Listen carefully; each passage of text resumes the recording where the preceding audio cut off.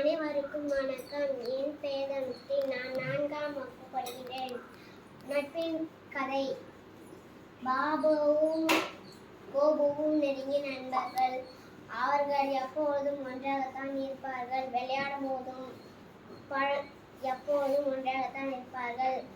அவர்கள் ஒரு பெரிய ஆசை உண்டு அவர்களுக்கு. என்னன்னு சொல்லட்டுமா?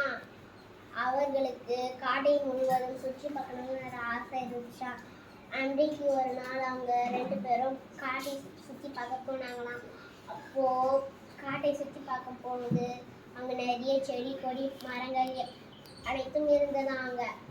அப்போ பழங்களை சாப்பிட்டுக்கிட்டே சந்தோஷமா அங்க போனாங்களாம். அப்பொழுது திடீர்னு ஒரு கரடி வந்துச்சான். கரடி வந்து அவங்க 2 பேரும் அதை பார்த்து ரொம்ப பயந்துட்டாங்களாம். பயந்துட்டு பாபுவுக்கு வந்து மரத்துமணி ஏற தெரியுமா? அவனுக்கு மரத்துமணி ஏற்றானா.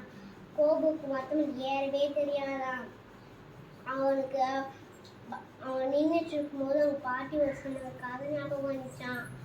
அது செத்து போன பொருளை எதுவுமே கரடி சாப்பிடாது. அதுன்ட்டு செத்து போன மாதிரி பண்ணனா. அப்புறம் அந்த கரடி வந்து 3 பதில் போயிடுச்சான். அப்புறம் பாபு வந்து கீழே வந்து கோபு கிட்ட கேட்டா, கோபு அந்த கரடி முடித்து அடாசு வச்சுன்னு கேட்டானா. ஆபத்தில் உதவாத நண்பனை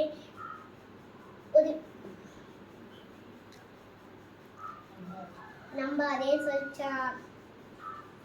அப்புறம் எல்லாருக்குமே நண்பனா இருக்கணும். எல்லாருக்குமே ஒரு வேலை செய்யணும். அது இந்த கதையை நீங்க பார்த்துக்கோங்க. ஆபத்தில் உதவுனே நல்ல நண்பன். நன்றி.